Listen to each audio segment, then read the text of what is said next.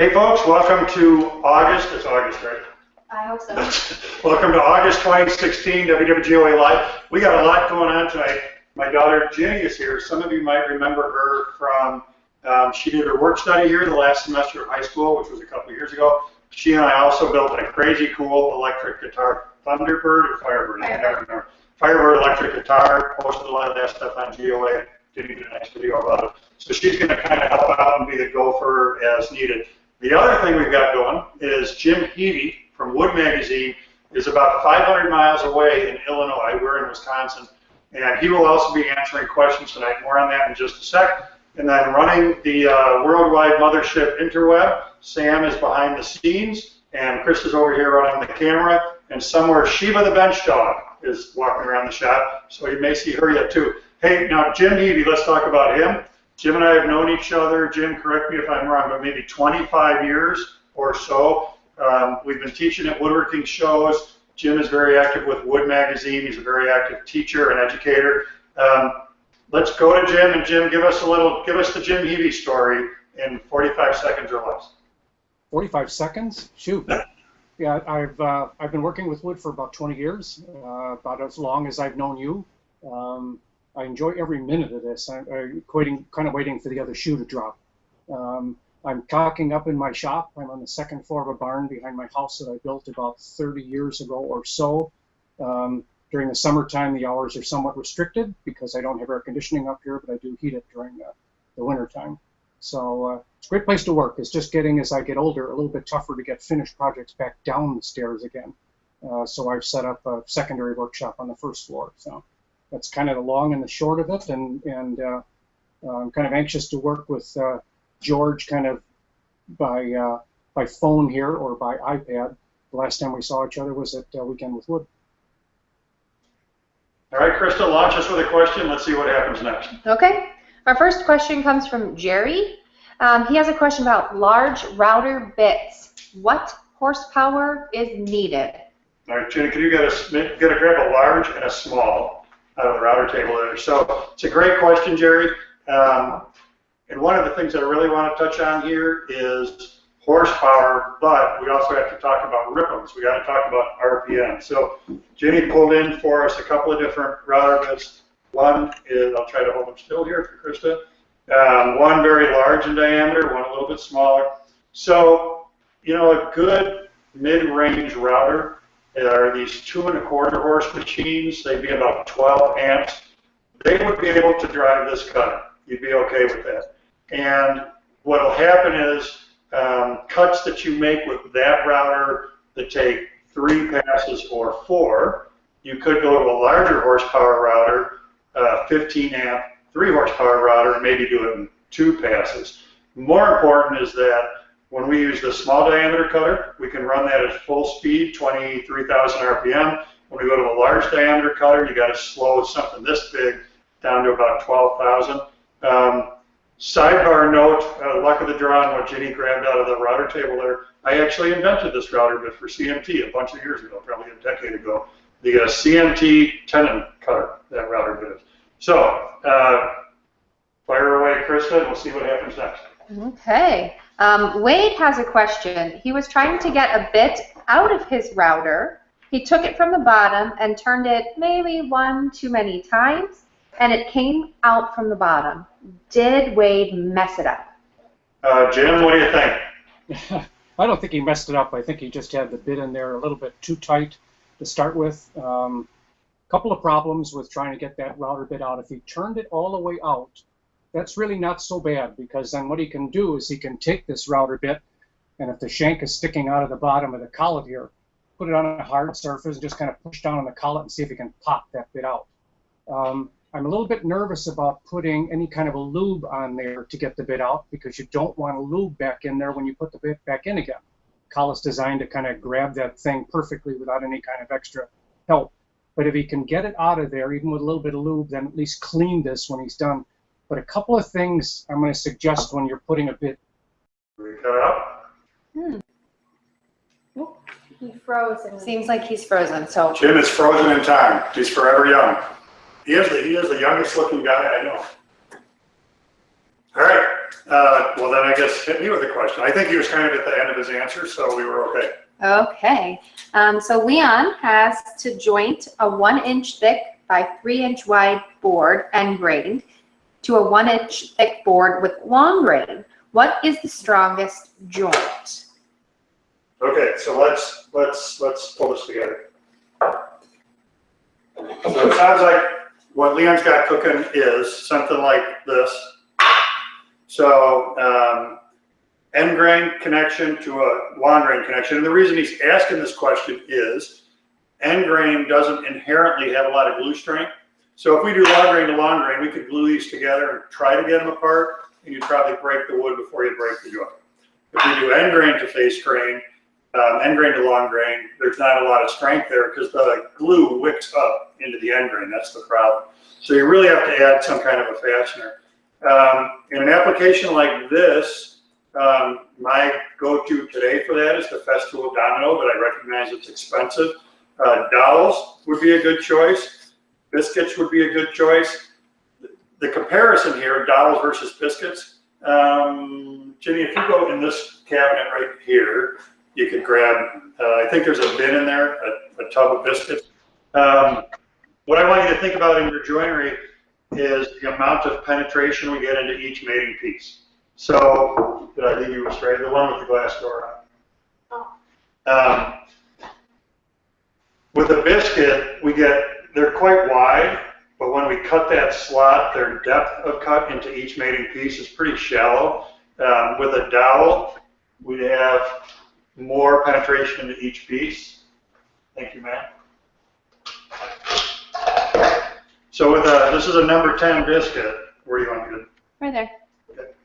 This is a number 10 biscuit. So this being the center line, you can see that we get very little penetration into the mating piece. But biscuits are much more forgiving to use than a dowel. So if that works for you, I'd go with the biscuit. If you need more strength, something like the Domino, the bead lock is a great product for loose tenon, or dowels. All right, and Jim's back. Yay, Jim. Yay, just a technical difficulty. Oh, and just a reminder that I'm here with George Von Driska, the managing editor of Woodworkers Guild of America. Go out to Facebook if you haven't, sign up for the newsletter. Follow us on Facebook, like us on Twitter, vice versa. Instagram. Yeah, you guys know the drill. All right. So Jim says, hi, it's great to see Jim Heavey with you. He's moving his shop to an unfinished basement. He's going to finish the basement and put in 20-foot by 20-foot by 24-foot shop. What are some resources to help with the layout, lighting, flooring, etc.? He's also thinking about putting dust collection in a separate room with an exhaust fan. Jim, you got that one? Yeah, I got that one. I started out with a basement shop, so I kind of know what it's like, and I know what it's like to listen to my wife complain about dust all over the house. So a couple of different things that I'm going to suggest. One is that you kind of research this really well first before you start. If I can do a shameless plug, just go to the woodmagazine.com site and look up in the right-hand corner. It says Your Workshop, and it'll talk about electric and vacuum and that kind of stuff in there. But the second thing is you really need to research it well, because the problem with a basement shop is first the power. You're going to have to bring in power for tools. They are going to provide some kind of interference with the TV sets and the radios and those kind of things, so that's kind of an annoyance for the family. But most importantly, and I mentioned it before, is the dust issue. I wound up having to take the door that was in my shop, and I cut a small little square out of the bottom of it, and I inserted a furnace filter. That way air could exchange back and forth between that shop without the dust leaving through an opening. Because if you're sending air-conditioned air or heated air in through a duct, it's got to go out someplace. There's got to be a return for that air to allow the flow. And this way I put a furnace filter in that door to provide that return so that at least I wouldn't get the dust out of there. I worked in the shop for quite a while. One of the drawbacks, I guess, is getting stuff in and out of it. That can be a challenge doing it. The other thing is just the fact that when you're working in there, it makes it a little bit tough for everybody else in the house.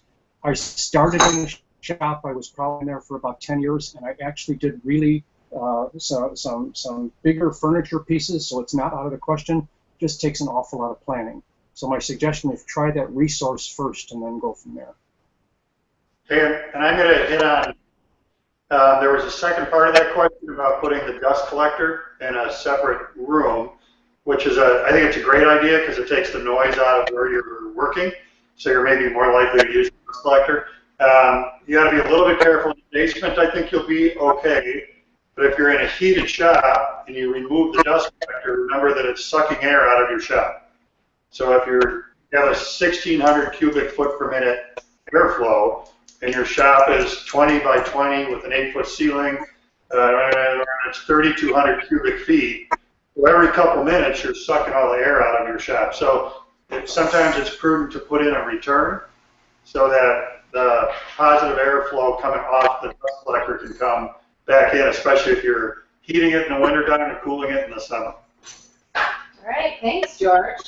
Okay, so our next question comes from Chris in London. That's cool. Yeah, his question is this: why does he need to go out and buy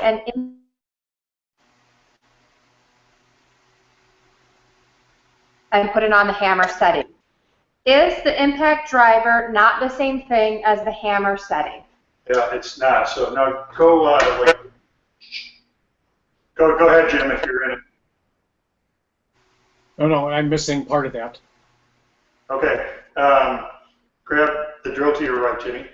No, okay, right there. Yep. So Jimmy's bringing us an impact driver, and this is a great question. A hammer drill and an impact driver are two different things. So that's an impact driver. This big doggy is a hammer drill. So there's a setting on here that when I put this on hammer, the impact is this way.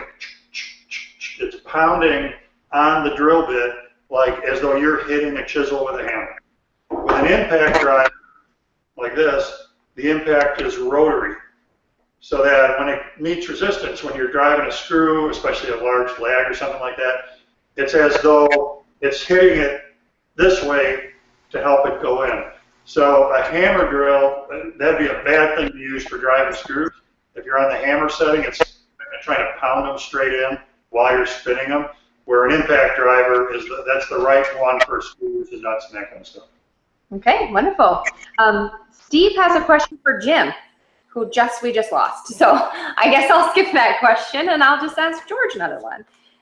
So George, what would you recommend for lathe chisels for turning wood and cork handles on the Delta lathe? Russ is asking this. He builds custom fishing rods in his business, so most of his work is similar to small spindles with special shapes or curves. He doesn't own a slow speed grinder as you recommend for sharpening. Okay. Either you stand here, Ginny, and fill the screen for a second, and I'm gonna you talk about your guitar for a second or something while I do this. Oh, I'll do a dance. That's great. I'm very good at dancing. Okay. I just wanted to get a box of lathe chisels. I don't know what that is. And the reason I wanted to get this is I think turning cork, that was the question, cork handles for fishing rods? Wood and cork handles. That's pretty yep. cool. And so I think what you're going to want to do is for something like that, go with steel chisels as opposed to, I'm searching for a carbide chisel, which I own and is not, of course, in this particular toolbox. The reason being, we can bring a steel chisel to a keener edge, kind of a pointier edge than you can a carbide chisel. So I think your cut quality, especially in something like cork, is going to be better. You know, for sharpening, I would recommend something like a slow speed grinder, a WorkSharp, something like that, a Tormek. A lot of companies make products like that with a wet wheel on them or similar. If you don't want to go that route, we've demonstrated a handful of times how you can sharpen lathe chisels on nothing but a bench stone. If you're going with a stone, I really like the diamond stones because they stay dead flat forever. You can't wear them out because diamonds are forever and a girl's best friend. So diamond stones are a great sharpening choice. Okay, well, while we're on sharpening, Frank has a question. He's interested in sharpening plain iron chisels. He's got some confusing information about which method is best.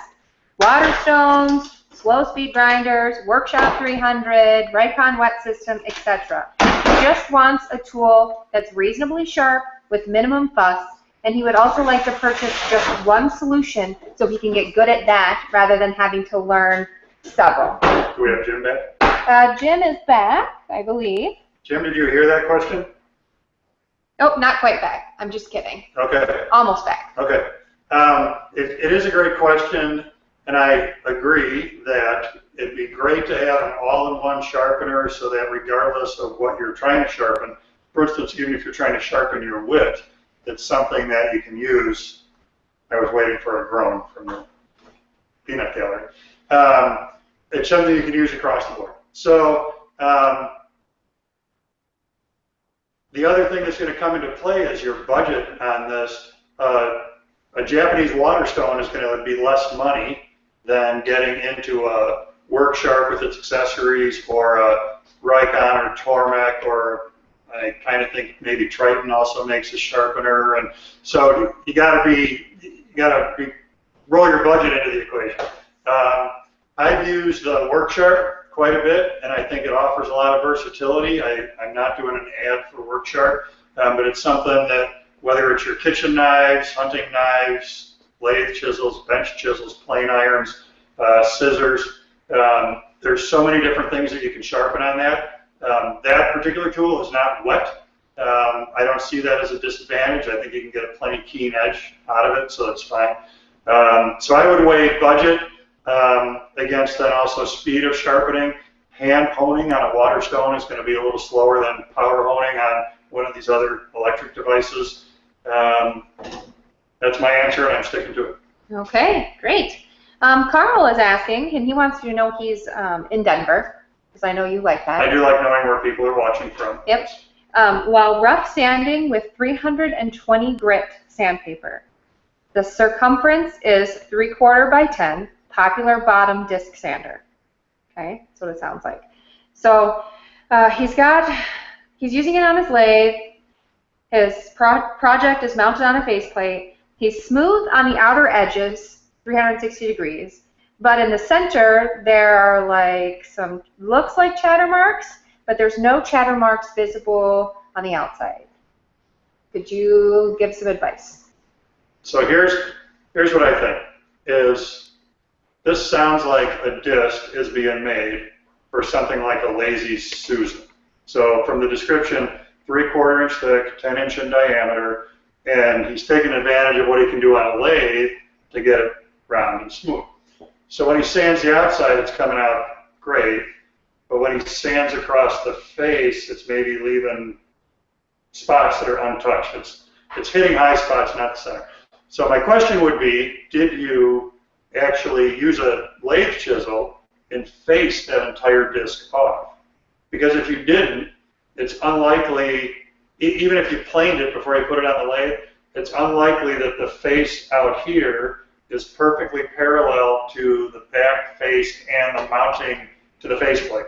So what's happening is, it's easy on the outside edge to make that perfectly concentric, but I think across the face, if you didn't run a chisel on it, it's not dead flat. So when you hit that with a sander, you're kind of, you're hitting the high spots, but you're not getting into the low spots.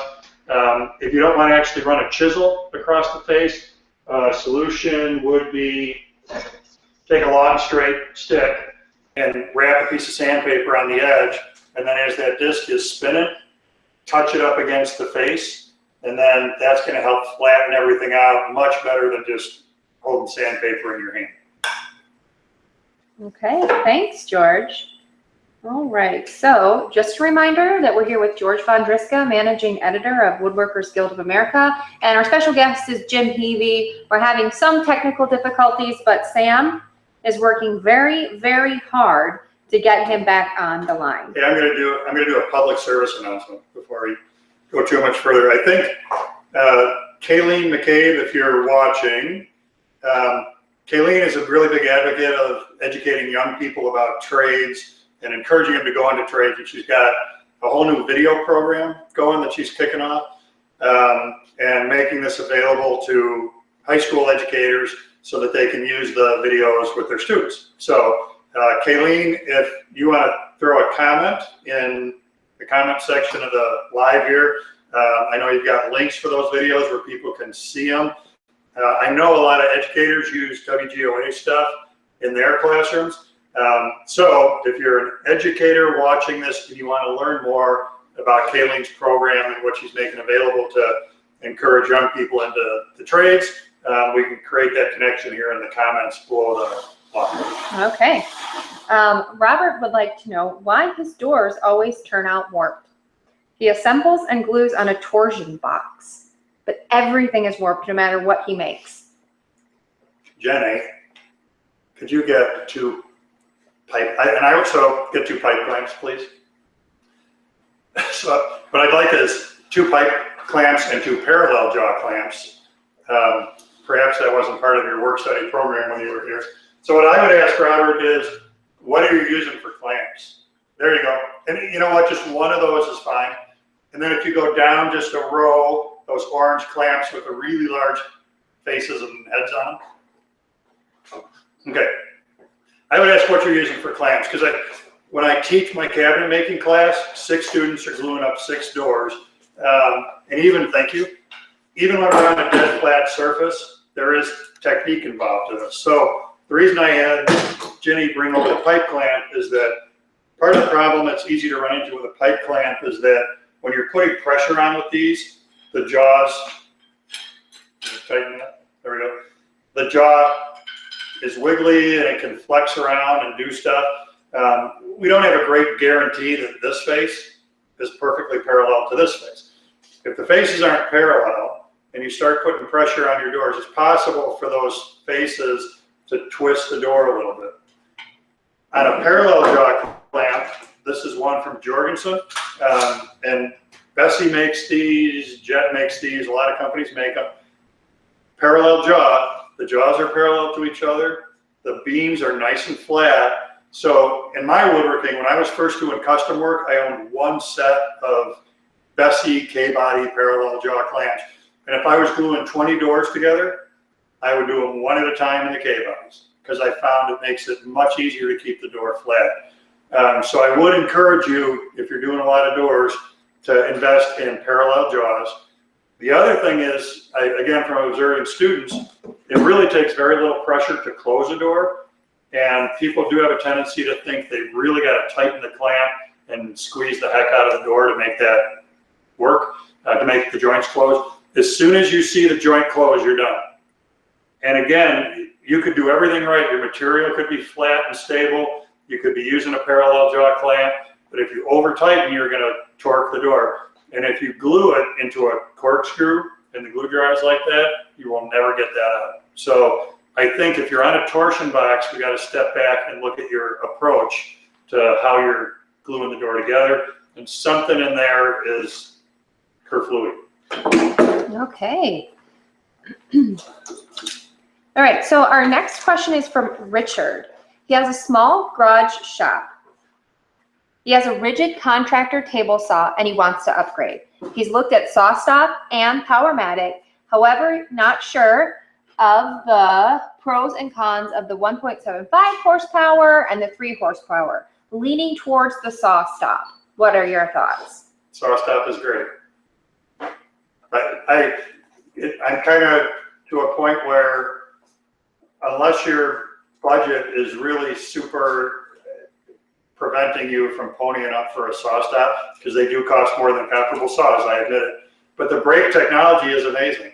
And if you can protect yourself from the potential of having a table saw accident, I think that's a great idea. So if you can get a SawStop, get the SawStop. And the way I always, and I don't work for SawStop, I just think it's a great product. My typical statement about their tools is that it's an excellent saw and it has brake on it. So there are no compromises. There were no compromises made in the manufacture of the saw. And well, people are going to buy it anyway because it's got this brake. They built a lot of great stuff into the machines and they put a brake on it. So I definitely go with the SawStop. All right, thanks, George. Just an update on Jim. We still have not gotten him back. He's having some technical stuff on his end, but Sam is working very hard to pull him back for us. And we do have questions specifically for him, so I hope we can get him back. He's a popular kind of a guy. Yeah. Yep. And very well known. Jim has been at woodworking shows all over the country. All right, Donald has a question. He's been woodworking for 40 years, and he's done many projects from grandfather clocks to toys for his grandchildren. What brand of CNC machine would you recommend for the next phase of his woodworking? Well, you want to do a camera move, or are you guys getting bored from kind of standing in one spot? All right, so let's do a move. Let's go toward this wall. It's kind of messy over there, but we can make the point. This was Jim, is that right, Krista? Donald. Donald, geez, I'm sorry. Keep coming. And then actually you got a point, whatever direction that is, south.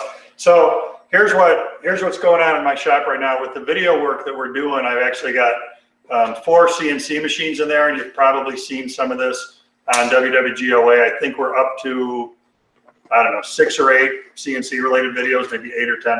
So currently in my shop, I've got a Next Wave, 2 ShopBots, and over on the other side, there's a Laguna machine.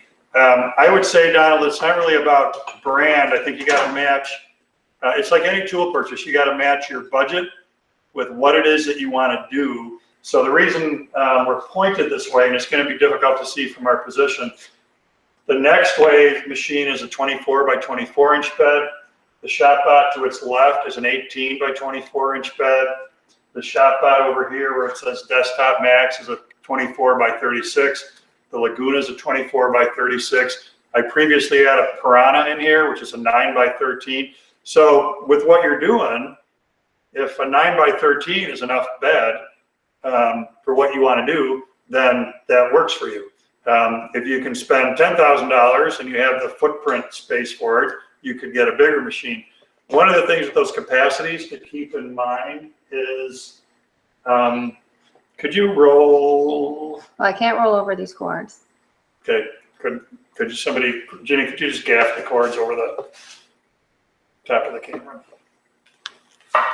Thank you. All right, because what I want to talk about this capacity question for just a second, in that you're not limited strictly to the bed size of the machine. So if you can poke in, if you can look in, oh, I've got you kind of going, I'm sorry, I got you going. Let me see. Okay. So the point I'm trying to make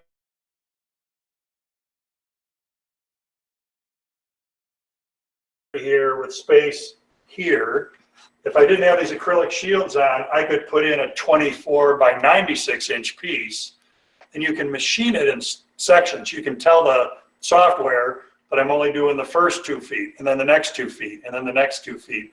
So as you're shopping for your machine, don't feel like the size of the bed is the size of stuff you can work on. We're limited in one axis, but it's virtually infinite in the other axis, as long as you can program it. Okay, great. George would like to know, how can he align the blades? How can he align the blades in his Delta joiner, I believe, to be parallel with the joiner bed? Is there a homemade jig that can do that? Yeah. All right. Jenny, could you get a straight edge hanging right next to the hand saws on the pegboard? Krista, you go that way, and we're gonna point at the Laguna jointer. And I am going to unplug it. Still no Jim? Oh, they're still working on it. And then, I know what would help us, Jenny, is could you get one of the video lights? And if you just grab the head, we don't really need the whole light. All right. So wait, George just updated his question. So how can he align his Delta joiner knives with the joiner bed? yeah. Okay. I was okay. All right, and I sent Jenny for a light. So let's see. You're going to need to see here, Krista. Yeah, and then if you go, there's a wire drop right behind you, Jenny. That'll help us quite a bit. Okay. So of course the joiner's unplugged while we're doing this. Now in this case, this jointer has carbide inserts. We don't have knives, but still we can show the premise here. And all you really need, George, is first we got to understand what's going on here. in-feed table, cutter head, out-feed table. The in-feed table is always going to be slightly below the top of the rotation of the knives. The out-feed table needs to be even with them. So all you really need for that is a straight edge. And when the straight edge is resting on there, so tell me if I'm start blocking You're just right. Okay. As I spin this by hand, and I'll say again, with the jointer unplugged, that knife is just kissing my steel straight edge. Then I would come all the way over to the other side of the head, and on your Delta, they may not be helical, but the approach is the same here. And I bet this guard is going to mess you up. What I'm doing on this end is the same thing. Steel straight edge is on the outfeed table. And as I move the knife past, is it kissing the bottom of that steel straight edge? So if you find that on one side, it's lifting the straight edge way off the table, and on the other side it's not, then one side of the knife is high. So it's a very low-tech approach, but it works great. I'm pretty sure that if you go to WWGOA.com and you search jointer, upper right-hand corner of the, now it's like I'm in a police lineup, so if you could shut that off. Or a Halloween movie. All the viewers want to know what you would look like in a police lineup. They know you've been there. Accused, never convicted. Okay. In the upper right-hand corner of WWGOA.com, there's a search window. And if you put in jointer, there's a lot of joiner information. And I think there's an article or a video that would take you through what we just did here using just a simple straight edge. Great. Thank you very much. Thanks, Shane. Howard wants to know, what is the best saw blade for a compound sliding miter saw? Okay, well, let's head for a compound sliding miter saw.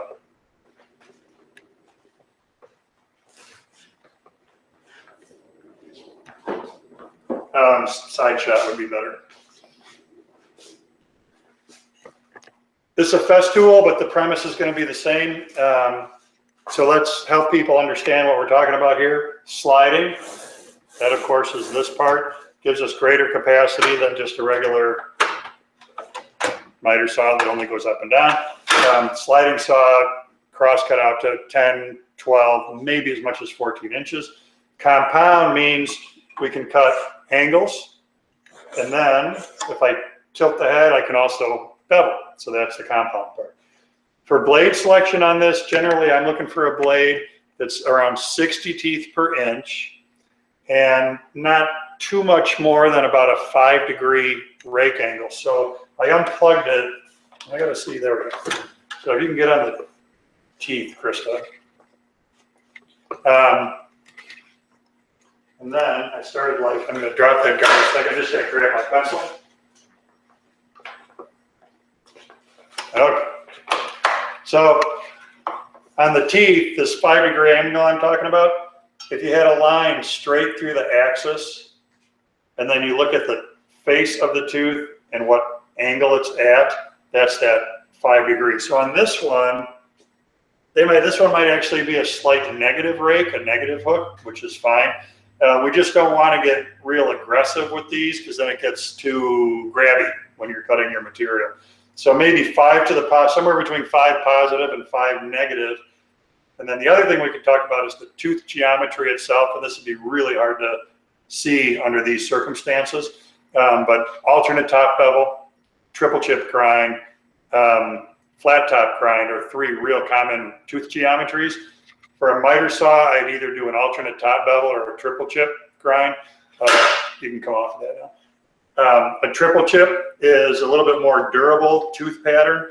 If you're cutting a lot of abrasive materials, which would be MDF, particle board, plywood, plexiglass, that kind of stuff, a triple chip blade, triple chip grind will last you longer than an alternate top bevel. But an alternate top bevel will give you a slightly better cut, especially in solid woods. Okay, great. Still working on getting Jim back, so you know. We're gonna have him again in another month because we lost him. Yeah, because we do have questions I know, for Jim. Too bad. Yeah. So all you guys with questions for Jim, George goes through and answers all of the questions after this is over. So maybe somehow he can work it out with Jim to get the answers for you. Okay, so stay tuned for that if we can't get Jim back. All right. What time is it really now? 7:35. Okay. All right. Zara asked, why do I have a problem getting my 45-degree angles to match up when making picture frames? I've tried on both of her miter saws with the same end results. All right, well, here we are at the miter saw. I did that on purpose. Very clever. All right, so let's.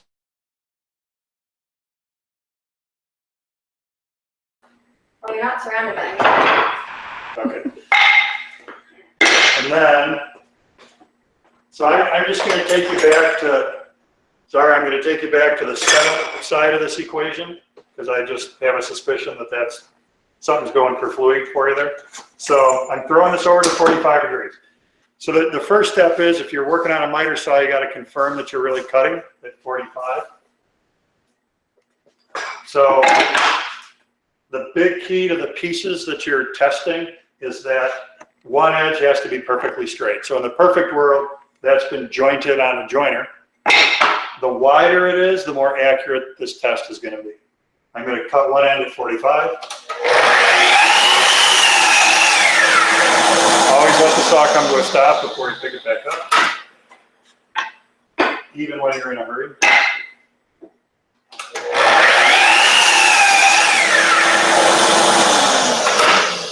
And then the test, and this will be hard for me to hold 16 things and show you, is we put those two pieces together and then put a square in the inside corner and see if we can see light any place. I find this is much easier. It amplifies the error. And again, the wider these pieces are, the more accuracy we'll have. But if each one is off only half a degree, then with this sitting flat here, we're going to see 1 degree's worth of light. So it makes it really easy to see tiny bits of error in your setup. If you have a problem, if you're seeing light, then you need to tweak the 45-degree setup on your saw until that light goes away. Now, one of the things to watch out for is, and this is very common for us woodworkers, you make a small correction, and then you come back and say, well, I don't really want to recut it. All I really want to do is skin that end so that I have a new 45. It's never a great idea to cut on only one side of the saw blade, because what can happen, especially in a harder wood, is the blade can deflect if you're only cutting on one side. So when you go to do your recut, especially on these test cuts, make sure that the blade is going to cut on 2 sides. That provides a straighter path.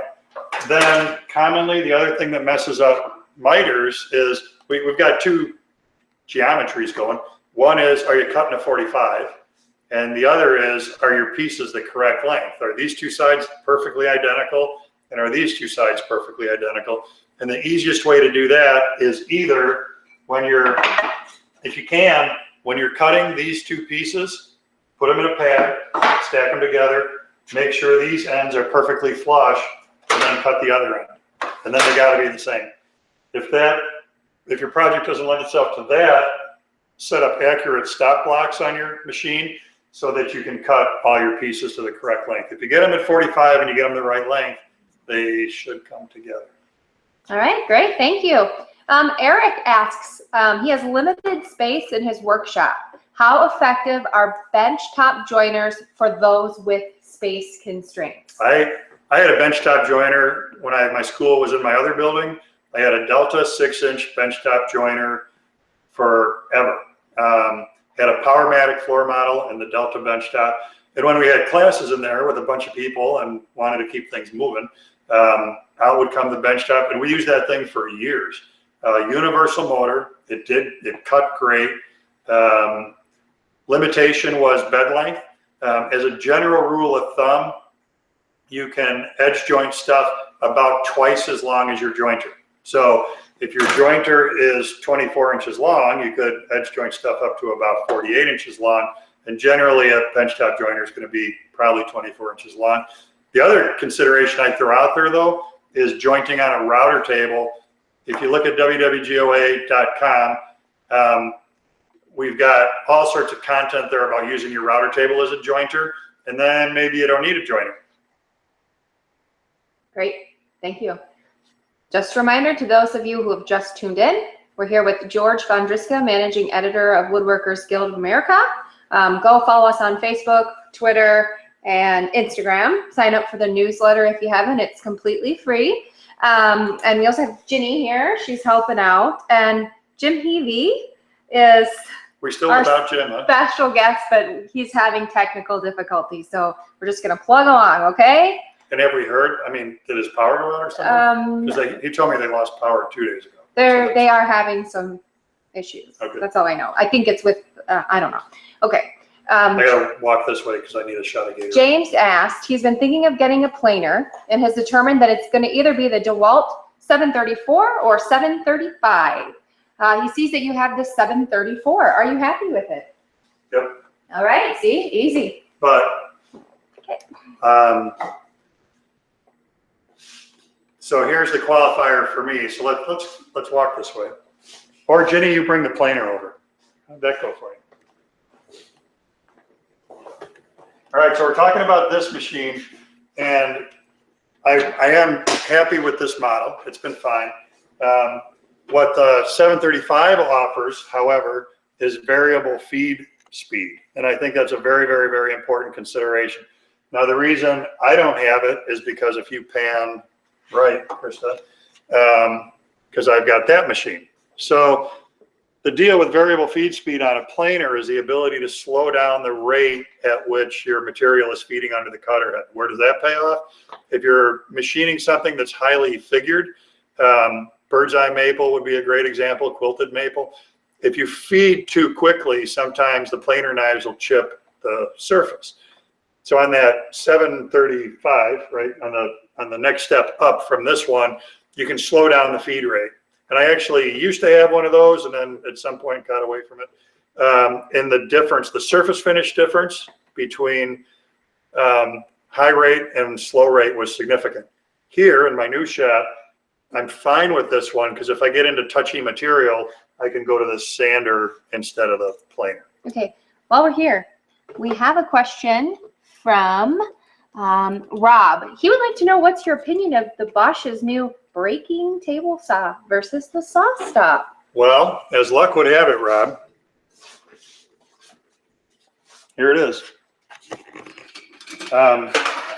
More information to come. This is kind of barely out of the box. You need to tilt up a little bit. I put this together right before I went to the IWF show in Atlanta. I've made a cut or two on it, but have barely used it. So it's a little too early for me to provide much of an evaluation. However, if you're not familiar with this, it's called a REAXX saw. It does have some kind of flesh sensing technology on it, such that if you touch the blade while it's spinning, a brake is applied. I know a couple lines in the sand difference.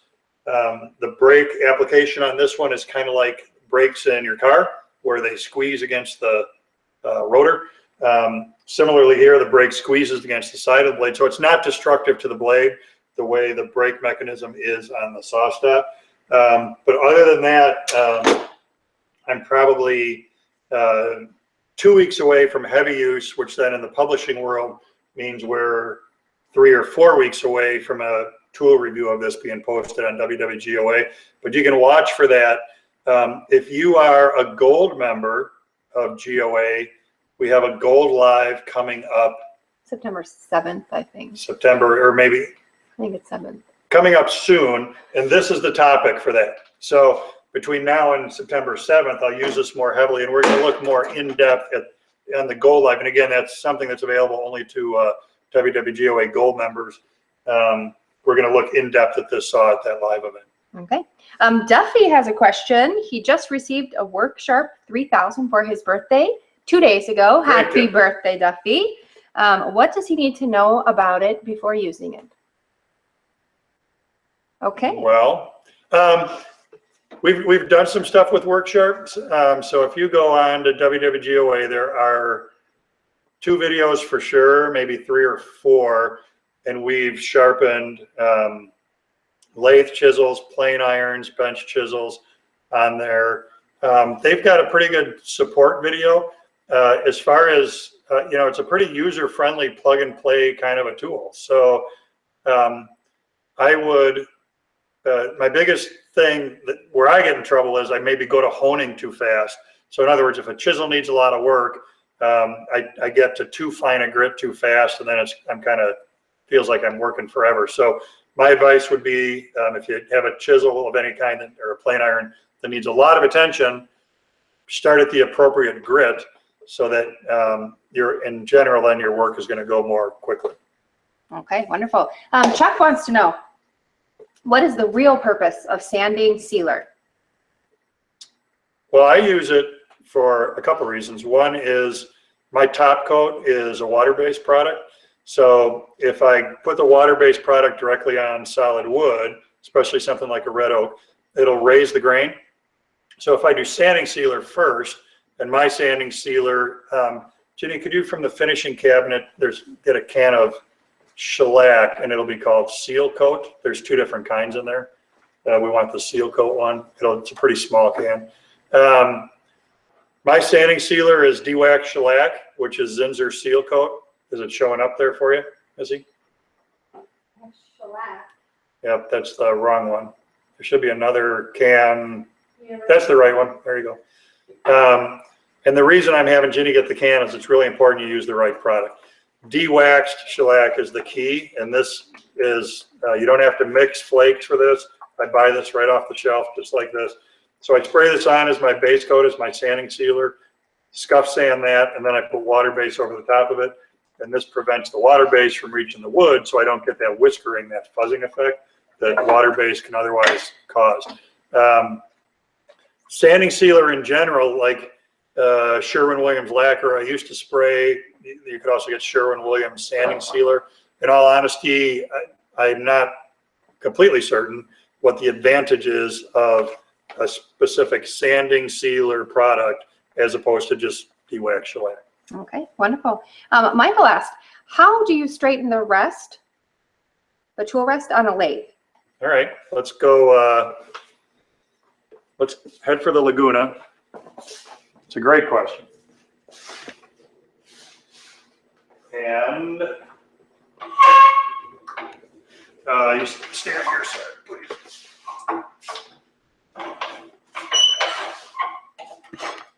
And I need. Give me a second. Okay, well, George just stepped out of the frame, you know, so I'll just do another plug. I need stuff. I'll do another plug. If you don't get the newsletter, go on out to, you can go to WWGOA.com, you can go to Facebook, you can sign up for it, and you can follow us on Twitter and Instagram. Also, if you're not able to get to these lives, because we have had some people asking about possibly doing it on different days, it is all archived and it shows up, I think, 24 hours later. So you can always watch it again. And also, if we don't get to your question, it will get answered. George will go through and answer it. So just check back on that. All right. And we now have new technology on the answers. So it used to be, I would answer stuff right away, but then it would take a while to actually show up. And that's been taken care of. So as soon as this ends, I sit down, and you know, it only takes me like 2 in the morning or so, but you guys are so worth it. So as soon as I answer the question and submit, it's going to post. So if you've got something there waiting that we don't speak about, the answer will be there in real time, 10 or 11 o'clock Central Time tonight. So here's the deal with the tool rest. This is a great question, and this is a standard maintenance thing you should be doing to your lathe. Krista, if you just come in just on the rest. Here's what happens when we're turning. What's going to happen is that your chisel rests on the rest, and this is high-speed steel. This is not. So when I'm turning, and especially if I do any cuts where I lift this, it's quite possible that the corner of the chisel gets the opportunity to dig into that softer tool rest. And I don't get a lot of catches in my turning at this point, but every once in a while you get a catch and then you get a little bit of that. So what can happen is I can feel along here some dings, and that doesn't do you much good. But if I do this, okay, there it's catching, there it's catching, and then the rest of the tool rest isn't too bad. So the problem with that is when I'm trying to do a fluid pass and I'm hitting the railroad tracks here, that's going to mess up my fluidity. So the solution for this is pretty simple. Now if you zoom out again a little bit, we're going to use... Do I have to? I'm right on a ding that you yeah, can see. because it's better for them to see the whole thing. Okay. The solution for this is just a mill file. And basically, we're going to use the file, or you can even tell by the filing process, I've got a high spot. Now, it's really, really important that you notice that I'm doing this, not this. Because if all I do is take out those bad spots, now I'm going to have a low spot. I really want that tool rest to be a straight line from end to end. So we're effectively jointing that entire tool rest with the mill file. And boy, good thing you asked, because this one needed a little TLC. It's something, frequency of doing this, I don't know. It's going to depend on how hard you bang against the tool rest, how much turning that you do. I've had this machine in here probably for a year, and that's actually the first time I've done that. But it's definitely worth doing. Okay. Rob would like to know, can a slow speed grinder be used to sharpen kitchen knives? Yep. And if so, do you know a jig for it? Oh, I do it freehand. Let's see. Well, I don't have it. I don't think I have a. Could you look, Ginny, in the break room and maybe in the dish strainer and see if there's like a little paring knife or something? And then if that's a yes, I'll grab a slow speed grinder and we'll come to the bench over here. Do you have another question you can throw out? Well, I do. If you remember, we addressed Russell's question about the fishing poles. Yep. Okay, so he actually really thanks you for that. And he says that now he wants to know, what would you recommend about the Carbide choices for the wood handles that he makes? Cost is a concern. That'll work fine. Well, the Carbide chisels are great. I know a lot of people who use them, and I've got them. So far in my experience, I find I can scrape with the Carbide chisels, but I can't shear with the Carbide chisels. So for me, currently, I can get a little higher surface quality from my shearing cuts that I can do with a bowl gouge or a conventional spindle gouge or skew, or pick a tool. If you're in a open grain wood, like an oak or something, a friend of mine was asking me about this just the other day. That's where an open grain wood like red oak, if you don't have the ability to shear, if you're only scraping with the Carbide, you're going to have a greater propensity to get that little bit of chipping.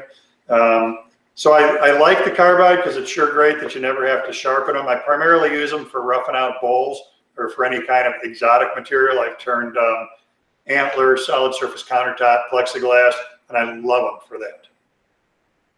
So 5 minutes to go. 5 minutes to go. So we're going to make a big move to this bench, and then I'm going to go here. And then, Jimmy, if you can pull that cord drop down, and I'm coming to you.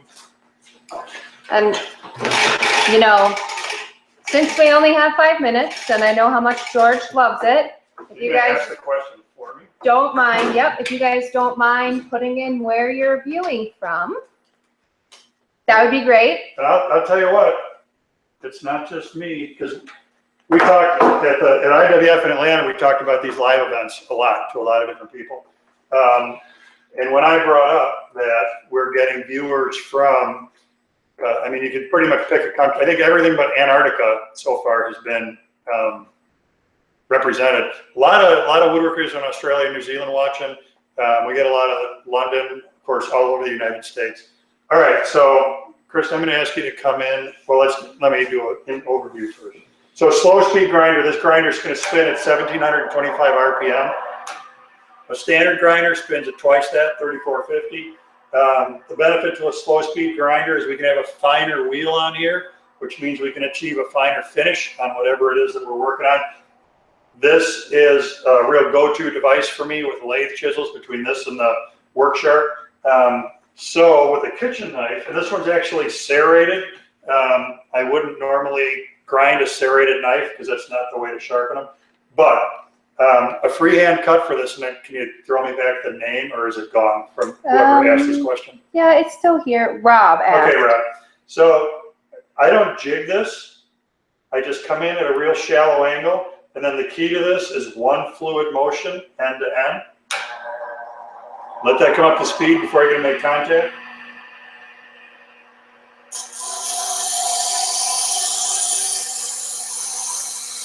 Now here's the bonus question of the day. Why are we getting such minimal sparks? Jenny, can you grab that lathe chisel off of that lathe? Then turn this around in the other direction, and I just got to reposition a little bit. And do the same thing. There's Shiva the Benchtop barking at something. Okay, one fluid motion, pass for pass. So let's go back to the bonus question. Minimal sparks compared to if I'm sharpening this round nose scraper. Okay, raise your hand if you know the answer. This is tool steel. This is stainless steel. And that's why we're getting no sparks off of that. It's very hard to... What? Can you do it again, please? The other chisel? All right, so knife, which I guess we've seen. And even though we're not getting a lot of sparks off of here, it is having a grinding effect. It is making it sharper compared to the tool steel scraper. So the bottom line of the tool steel, high-speed steel, this is high-speed steel, is a little bit softer than the stainless. Okay, so we have 3 minutes left. No 3 minutes left. Do you want to do one more demo question? One more dumb old question. Yeah. What? Demo question? Sure. Because this one might take us to the end, maybe over. What's the best way to set up a planer to eliminate snipe? Well, let's go back to the planer, and I got to find my Gatorade bottle because I'm at the froggy. Oh, it's on the planer. Doesn't that work out nice? I'm at the froggy part of my voice. So, Jenny, before you leave the frame, come here and tell everybody. So, to be clear, Jenny is not a recent high school graduate. She's like 2 years out of high school. But what are we going to do for your high school graduation? Skydive. We're going to jump out of a perfectly good airplane. I'm just saving my pennies. And I think we're going to hire the GoPro footage taker so that we can have great images when we're done. So you might get a report on that if we live, I guess. Probably not.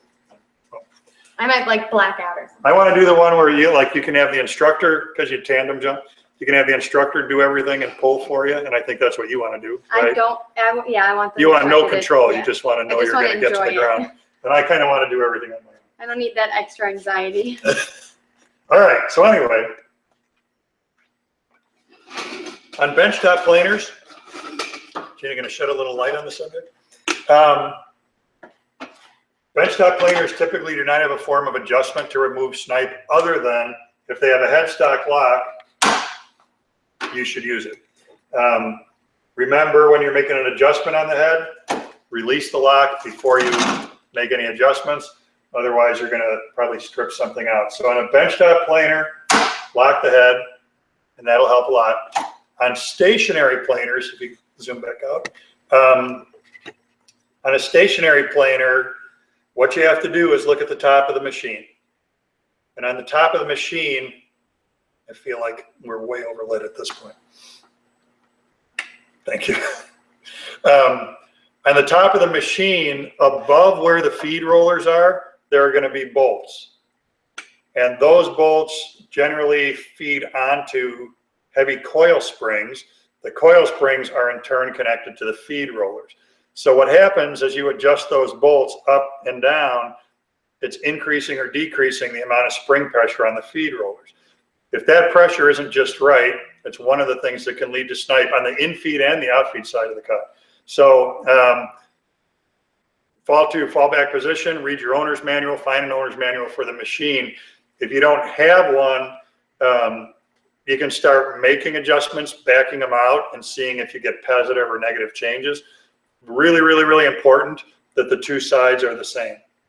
So the way to control that is if I back out this nut a turn, then also back out this nut a turn. And what's really difficult, and I've run into this fixing other people's planers, if somebody has adjusted it incorrectly and they've got it so kerflooey that one is way in and one is way out, it's really hard to start doing a diagnosis there. But trial and error will get you a long way towards seeing do you need to increase or decrease, and it'll be separate sets, one for in-feed, one for out-feed, and you got to control each one separately. All right, wonderful. Well, the time's up, so I'm going to do the list for you. But just so you know, the purpose of using sanding sealer is that it has additives that make it easier to sand without clogging up your sandpaper. This friendly tip comes from George's college roommate, Mark. Mark Pugh is watching all the way. So I wish we were live with Mark. Mark is starting his second career. Unlike me, Mark retired. And he's learning to repair and build wooden boats at a boat school way. It was dark. At a school up in the Upper Peninsula, Michigan. And we want to do a live with Mark. I think it'll be really cool. We just have to check and make sure he's got the bandwidth in his shop that he can participate with us. So thanks, Mark, for that answer. Yep. Yeah, go ahead and give us the country and states of origin of our viewers, if you please. All right, so we've got Minnesota, Nevada, North Carolina, Washington, Georgia, Barbados, Nebraska. This could be our first Barbados. Maybe, yeah. North Carolina, California, Montana. I saw some more. Hang on. Australia, New Zealand, London. So Canada. So Brazil is missing. We almost always have Brazil. Well, some of your viewers know you so well, so they put it in earlier in the comments, so I kind of have to go back. So, you know, Lots and lots of people. So we are out of time for tonight's live. We'll do one again next month. I think we actually know the date. I'm pretty sure it's September 21st. Okay. But watch for information coming out of that. And here's where we're going with this. We're going to try to get this to where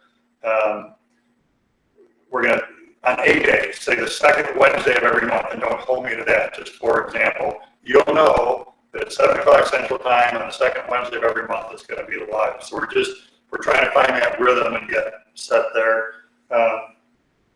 Want to come in and say goodbye, Jenny? Any words of wisdom? So school starts next week. You ready?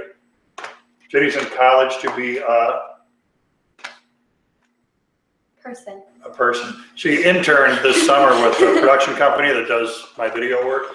And that was a pleasant experience. She learned a lot about videography. A lot of fun.